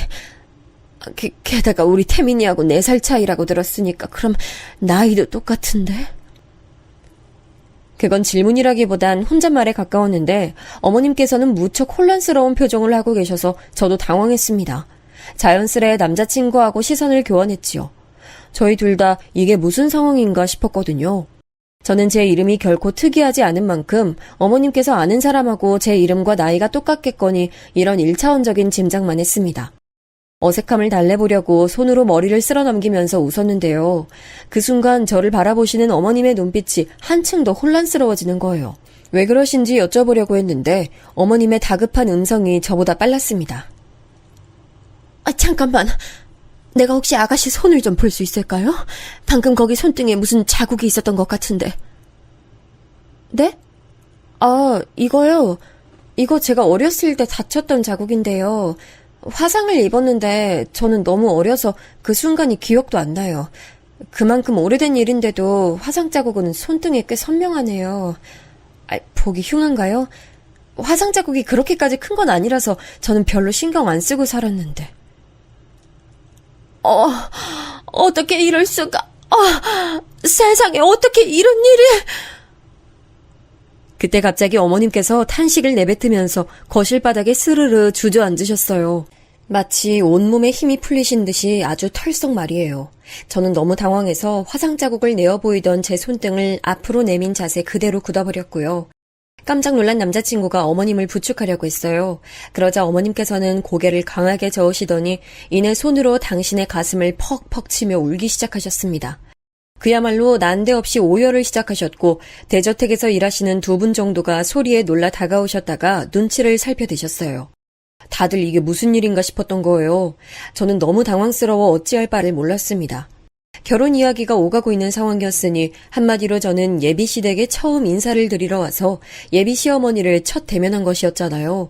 그런데 그 예비시어머니께서 저를 보시자마자 바닥에 주저앉으셔서 통곡을 해대시니 이 상황을 어떻게 받아들여야 할지 정말 모르겠더라고요. 남자친구는 무척 염려스럽게 어머님 안색을 살폈습니다. 엄마, 대체 갑자기 왜 이러시는 거예요? 어디가 편찮으신 거예요? 주치의 선생님 오시라고 그럴까요? 아니면 병원으로 직접 가시는 게 낫겠어요? 원하시는 대로 제가 바로 해드릴게요. 내가 지금 어디를 가겠니? 하늘의 뜻인지 운명의 장난인지 모를 이런 상황을 두고 내가 어디를 간단 말이야. 아이고, 민지야. 민지는 왜 부르세요? 제 여자친구 엄마가 원래 알고 계셨던 것도 아니면서. 남자친구는 한층 더 당황하고 있었지만 저는 그 순간에 이상한 예감 한 줄기를 맞닥뜨렸습니다. 그것은 본능이 제게 속삭여주는 울림이었어요. 제 머릿속에서는 집에 딱 한 장만 남아있던 제 생모의 옛사진이 떠올랐습니다. 그 옛사진 속에서 보았던 이목구비가 결코 낯선 것만은 아니라는 생각이 들었습니다. 저도 모르게 입술 사이로 이런 소리를 내뱉었죠. 혹시 제 엄마신가요? 저를 낳아준 엄마예요? 작은 중얼거림과도 같았는데 어머님이 고개를 번쩍 들어서 저를 올려다보시더군요. 100마디 말보다 많은 이야기가 눈빛에 담겨 있었고 그것으로 이미 대답이 되는 셈이었습니다. 그 눈물 젖은 얼굴이 저는 그제서야 저와 어딘가 비슷한 인상을 가지고 있다는 점을 알아차렸습니다. 등줄기에 소름 한 줄기가 스쳐 지나갔어요. 그때 남자친구가 떨리는 목소리로 묻더군요. 지금 이게 무슨 소리야? 어떤 상황인 거야? 민지야, 네가 설명을 좀 해줘. 우리 엄마 보고 왜 네가 그런 황당한 질문을 하는 거야? 설명이 필요한 사람은 아무래도 나일 것 같아. 오빠, 나 지금 머릿속이 너무 복잡하고 뒤통수가 얼얼해서 미칠 것 같아. 이거 진짜 말이 안 되는 건데 내가 아주 어린 나이였을 때 나 버리고 떠나셨다는 내 진짜 생모 말이야. 날 낳아주신 그분이 왜 오빠 어머님이신 것 같지? 뭐라고? 민지야, 그럴 리가 없잖아. 어떻게 그런 확률이 있을 수가 있어? 엄마, 지금 서로 뭔가 잘못 착각을 한 상황인 거죠? 그런 거죠? 저는 반쯤 넋이 나가서 중얼거렸고 남자친구는 화들짝 놀라서 그때부터 어머님께 채근을 했어요. 눈물을 흘리며 한숨을 깊게 내신 어머님께선 조금 떨리는 음성으로 이렇게 말씀하셨습니다. 정확히 내 기억 속 모양과 일치하는 그 화상 자국, 펄펄 끓는 뜨거운 미역국이 되어서 생긴 거야. 바보 같고 무지하고 모든 면에 부족한 엄마를 잘못 만나서 가여운 아이만 아팠던 거지. 말씀을 듣자마자 손으로 입을 틀어막았습니다. 안 그러면 입 밖으로 심장이 튀어나갈 것 같았어요. 어머님, 아니 저희 엄마께서는 눈물을 훔치시며 몸을 일으키셨어요. 반사적으로 엄마를 부축하는 남자친구의 얼굴엔 이미 넋이 나가 있었습니다. 혼이 쏙 빠진 남자친구의 모습이 그 순간엔 염려가 안 됐어요. 지금 와서 돌이켜보면 정말 미안합니다. 제 머릿속엔 온통 엄마에 대한 분노와 증오와 궁금증이 가득 차오른 상태였어요. 어렸던 저를 매정하게 버리고 떠났으면서 지난 세월 이렇게 좋은 집에서 생활하며 그 누구보다 여유로운 일상을 영위해왔다는 점이 저를 허무함 속으로 잡아 끌었습니다. 저는 제 손등이 미역국 때문에 이렇게 됐다는 거 오빠한테도 말해준 적이 없었으니 이걸 알고 계신다는 건 정말로 절 낳아주신 분이 맞다는 거네요. 민지야, 그래. 틀림없이 너는 내 딸이고 내가 낳았어. 내 배로 품어서 낳은 내 소중한 딸, 어떻게 세상에 나 이런 식으로 다시 만날 수가 있니? 너무 놀랍고 당황스럽고 그 이전에 너무 감격이 들어서 내가 어떻게 해야 할지 모르겠다. 오빠 통해 들으셨죠? 저는 밑으로 나이 차이가 꽤 나는 동생이 있는데 이복 동생이라고요. 제 엄마는 친엄마가 아니라 새엄마라고요. 저는 재혼가정 자식이라고요. 네, 저한텐 새엄마가 계시고요. 결코 녹록지 않은 가정환경에서 자라왔어요. 저는 집에서 이방인이었거든요. 늘 그랬죠. 저는 진짜로 피가 섞인 자식이 아니기 때문에 남일 수밖에 없다는 소리를 들었어요. 저보다 동생을 언제나 편애해 오신 아빠는 단 한 번도 제 편인 적이 없으셨고요. 정말 투정하고 싶지 않은데 이게 어쩔 수가 없네요. 재혼을... 그래, 네 아빠가 바로 재혼을 했었겠구나. 너무 고통스러웠기 때문에, 그리고 너를 위해서라도 내가 절대로 거기 소식엔 촉각을 안 기울이고 살았기에 세세한 것까진 몰라. 정말 미안해. 혹시 네 아빠가 재혼한 상대가 안희영이라는 여자니? 네, 제 새엄마 성함 안희영인데요. 그건 왜 물어보세요? 어떻게 알고 계세요? 그보다요, 어린 딸 내팽개치고 본인 인생 즐겁게 살고 싶어서 떠나신 걸로 알고 있는데 아주 성공하셨네요. 저를 버리신 건 엄청나게 탁월한 선택이셨던 것 같아요. 이렇게 호의호식하면서 남부러울 것 하나 없이 사시는 분이니 그 옛날에 버리고 떠나온 짐덩어리 어린 딸 자식 같은 건 지난 세월 동안 별로 생각나신 적도 없었겠네요. 뭔가에 홀린 듯이 그런 말을 와다다 내뱉고는 갑자기 참담한 기분이 들어 등을 돌렸습니다. 그러고 나니 다시 뒤를 돌아보지 못하겠더군요. 저를 바라보고 계시는 엄마라는 존재를 마주한다는 것이 숨막히는 버거움으로 다가왔어요. 저는 결국 그대로 뛰기 시작했고 도망치듯이 신발을 찾아 신고 밖으로 나갔습니다. 곧장 남자친구가 따라와서 저를 잡더라고요. 민지야, 잠깐만. 나 솔직히 지금 이 상황이 어떻게 된 일인지 받아들이기 힘들고 어려운데 네가 이렇게 가버린 걸 붙잡지 않을 수가 없어. 너 이대로 가면 난 어떡하라고. 우리 엄마는 정확하고 자세하게 대화를 나눠보면 안 될까? 뭘 어떻게 해야 정확하고 자세하게 된다는 거야. 오빠, 나 낳아주신 분이 그분이 맞다고 그러잖아.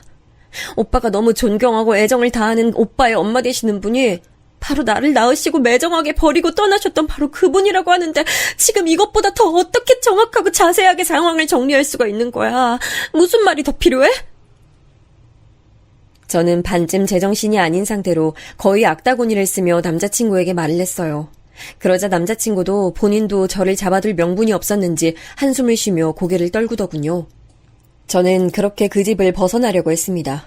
이 벅찬 상황에서 도망치는 것만이 유일한 해법처럼 느껴졌어요. 정원을 가로지르려던 그때 저를 잡아챈 건 나지막한 목소리였습니다.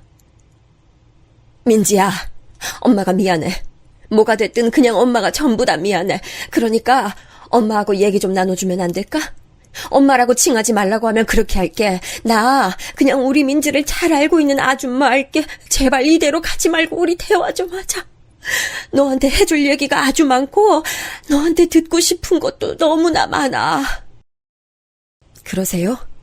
그러신 분이 왜 지난 긴 세월 동안 저를 한 번도 안 찾아오셨어요? 아니, 그보다 애초에 저를 왜 버리고 떠나셨어요? 그렇게나 노래가 좋았고 춤이 좋았고 남자가 좋으셨어요?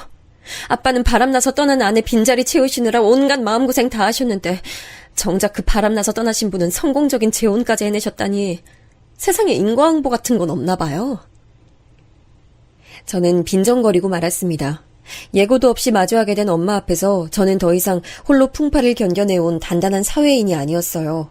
그저 가슴속 깊숙한 곳에 저를 버리고 떠난 엄마에 대한 원망을 눌러담아온 철이 덜 든 아이일 뿐이었습니다. 그런데 엄마께서 난데없이 놀라운 이야기를 꺼내드셨어요. 바로 그렇기 때문에 너와 꼭 얘기를 나누고 싶은 거야. 내가 너를 버렸다고? 바람이 나서 내가 눈에 넣어도 아프지 않을 내 새끼를 버리고 떠났던 거라고? 누가 그래? 누가 그딴 헛소리를 너한테 짓거려? 보나마나 네 아빠라는 그 작자 아니면 그 집안 인간들이었겠지? 저 버리고 떠나셨던 거 맞잖아요. 왜 아니신 것처럼 그런 식으로 말씀하세요? 아니야. 절대로 아니야. 하늘에 대고 맹세하는데 나는 남편의 상습적인 바람과 지독한 유흥, 시댁 사람들이 똘똘 뭉쳐서 나를 괴롭히고 못살게 군 걸 이겨내지 못한 나약하고 바보 같은 사람이었지만 결코 내 딸을 버리고 불순한 이유로 떠난 사람은 아니었어. 가수 생활했었던 나를 시댁 사람들은 딴따라 출신이라고 멸시하고 괴롭혔고 남편이란 작자는 여러 여자들 만나며 유흥 즐기고 다녀서 내 속을 문드러지게 만들더니 그래도 그거 다 참으면서 인내해줬던 나를 향해 이혼하고 꺼져달라는 소리를 냈었지. 잠깐만요. 이혼 얘기를 먼저 꺼낸 사람이 아빠였다고요? 제가 알고 있는 얘기와는 너무 달라도 다른데 어떻게 그런 일이... 아빠는 본인이 이혼당하신 거라고 말씀했어요. 안희영, 그 여자를 만나더니 마치 세뇌라도 당한 것처럼 나와 이혼을 갑작스럽게 종용하더구나. 내가 오죽하면 그 이름 석자를 알고 또 기억하고 있을까? 그 여자가 나를 쫓아낸 셈이었어. 시댁 사람들은 그 기회 빌미 삼아서 나를 쫓아내고 싶어 했어. 조용히 사라지면 어린 딸만큼은 부족함 없이 집안 지원으로 잘 키워준다고 그러길래 나는 피눈물 흘리는 심정으로 이혼 서류에 도장 찍을 수밖에 없었어. 당시 나는 너를 잘 키워낼 미천도 능력도 자신감도 없었으니까. 그렇게 쫓겨나듯 이혼 당하신 거였다고요? 그렇다고 쳐요. 그러면 왜 저를 안 찾아오셨어요? 한 번쯤 소식을 알려주실 수도 있었잖아요. 연락하거나 찾아오면 반드시 가만 안 둘 거라고, 그 보복은 네 딸이 당할 거라고 엄포를 놓았던 게 결코 안 잊혀졌어. 그리고 나는 스트레스가 당시 너무 심했는지 몸에 이상 증상이 나타나서 병원 신세를 오래 져야만 했어. 우연히 지금의 남편과 인연이 닿은 이후로는 미국에 가서 장장 10년 동안 살기도 했었고, 그러다 보니 너무나도 핑계지만 내가 너를 찾아갈 수가 없었어. 나중엔 잘 살고 있는 너의 일상에 갑자기 내가 나타나는 게 방해가 될까봐 두렵고 걱정돼서 그러지를 못했어. 엄마께선 순도 100%의 진실만을 말씀하셨어요. 떨리는 눈동자와 그보다 더욱 떨리고 있는 어깨가 그걸 뒷받침하더라고요. 거기까지 듣고 나자 저는 할 말이 없어졌습니다. 이 기가 막힌 운명과도 같은 인연의 굴레에 탄식만이 나올 뿐이었죠. 안으로 들어가서 마저 이야기를 나누자는 엄마의 요청을 저는 거절할 염두가 나지 않았고 깊은 생각에 잠긴 표정이 된 남자친구와 함께 다시 집 안으로 들어섰습니다.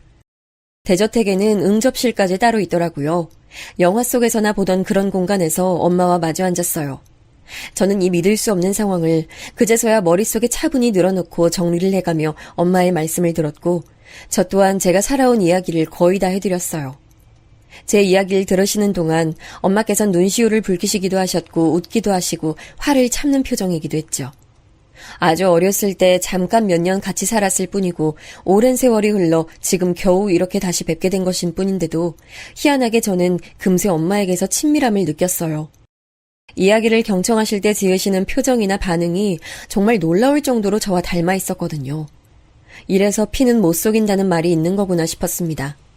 제가 그토록 마음속에 담아두고 원망하면서도 한편으론 그리워했던 엄마라는 존재가 이런 분이라는 것에 저는 감사하기도 했어요. 긴 대화가 끝나고 응접실 밖으로 나오자 남자친구가 저를 맞아줬습니다. 엄마, 나 민지 데려다주고 올게요. 다녀와서 봬요. 그래, 잘 잘 바래다주고 집에 돌아와서 그때 우리 얘기 나누자. 남자친구와 엄마는 착 가라앉은 말투로 대화를 나눴죠. 이제 남은 관건은 저와 남자친구의 관계예요. 하지만 저는 갑작스럽게 저를 낳아주신 엄마를 이런 식으로 마주치게 됐다는 사실만으로 벅찼기 때문에 그날 더 이상 어떤 대화도 남자친구와 나누고 싶지 않았어요. 배려심 있고 눈치 빠른 남자친구는 차에서 한마디 안 하고 저를 목적지에 내려주었죠. 누구 하나 먼저 그러자고 한 것도 아니었지만 저희 두 사람은 생각을 정리하는 시간을 가졌습니다. 남자친구의 친모와 저의 생모가 동일 인물인 상황이었으니 반드시 생각 정리가 필요했어요. 남자친구는 저를 진심으로 사랑했고 저도 그 마음의 깊이까지는 스스로 정의 내릴 수 없지만 애정을 가지고 있는 것만은 진심이었습니다. 하지만 이런 뜻밖의 성질을 지닌 장애물을 만날 것이라곤 상상도 못했고 이 점은 저희 두 사람 모두에게 스스로 점검하며 감정을 되짚어볼 시간을 마련해줬어요. 이윽고 저는 남자친구와 따로 자리를 만들어 만났는데 제가 그 본가에 가서 엄마를 마주치게 된 것으로부터 꼬박 한 달이 되던 시점이었습니다.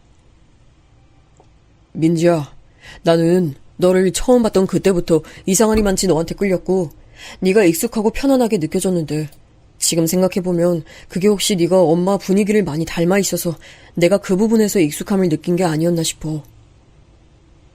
내가 생각하고 있던 부분 속 시원하게 말해줘서 고마워, 오빠. 이렇게 된 이상 내가 나를 낳아주신 엄마와 어떤 식으로 교류를 하면서 살든지 간에 우린 이뤄져서는 안 될 것 같아. 나도 이렇게 될 줄 상상도 못했고 내가 오빠한테 이런 말 할 거라고 생각도 못했지만 이게 지금 우리에게 닥친 현실이야. 제가 덤덤하게 말을 하자 남자친구는 차마 입을 열지 못하고 눈물을 글썽거리며 고개만 끄덕였어요. 그 순간이 제 남자친구로서 마지막이었네요. 그 후로는 제게 있어 아주 가깝고도 먼 오빠가 됐습니다. 슬프긴 했지만 미련은 없었어요. 이게 옳다고 저희 두 사람 다 속으로 느꼈기 때문이죠. 엄마는 제가 그 대저택에 들어가 살길 바라시는 눈치였지만 그러고 싶지 않았어요. 많은 고심 끝에 저는 미국행을 선택했습니다. 한껏 눈치만 보면서 스스로 이방인이 된 것 같은 느낌 받으며 그렇게 살았던 시절이 있었기에 저는 강박적으로 혼자 힘으로 보란듯이 성공하겠다는 목표가 있었는데 한 번쯤은 그런 것과 상관없이 초점을 멀리 두고 제 인생을 바라보고 싶더라고요. 엄마가 10년 정도 미국에서 지내신 전적이 있었고 아직 기반을 그곳에 두고 계셨기에 머무를 도시와 집을 고르는 데는 망설임이 필요하지 않았습니다. 날씨가 좋고 습도가 높지 않은 멋진 도시에서 저는 새로운 일상을 보내기 시작했고 이곳엔 엄마가 종종 오셔서 며칠씩 저와 시간을 함께 보내세요. 참 신기한 게 함께 있으면 대화거리가 떨어지더라도 침묵이 길어지더라도 그게 어색하지 않더라고요. 모든 게 자연스러워요. 이게 혈연이고 모녀지간인 것 같아서 정말 스스로도 아주 신기합니다. 너무 멋진 새로운 일상을 보낸 지 꽤만 적으로 만나는 상대는 없어요. 조급하지 않으니 늘 마음만은 편안하네요. 제가 미국에서 유유자적한 일상을 누리게 된 것에 부러워서 난리난 사람들이 있는데요. 나이 드시고 나서 간질환으로 이제 고생 시작하신 아빠, 자식 농사 망쳐서 매일매일이 죽을 맛인 새엄마, 대학교를 2번이나 자퇴한 뒤로 그 흔한 아르바이트 하나를 안 하면서 집에서 게임만 하고 사는 남동생, 그 외 친척들 몇 명까지도 제 엄마께서 그간 엄청난 부잣집 사모님으로 살아오셨다는 사실에 경악하며 콩고물 하나 받아먹을 수 없게 제가 미국으로 휙 날아가 버린 것에 대해 다들 알아누웠죠. 아유, 그 못난 사람, 여전히도 못났더만. 내가 그동안 온갖 고생하면서 산 게 아니라 재력가 만나 재혼해서 살아왔다는 것에 그토록 분해하고 분통을 터뜨리다니. 아유, 정말 잘못된 인성이고 잘못된 인연이야. 다만 사랑하는 우리 딸 얻을 수 있었음이 감사하지. 몸도 편찮으신데 배알 뒤틀리는 소식까지 겹쳐 몸져 누우신 아빠를 저는 돌아보지 않기로 했습니다. 그들과는 상관없는 저의 인생을 앞으로 더욱 멋지게 펼쳐나갈 거예요. 말하지 않아도 이제 서로를 이해하고 있는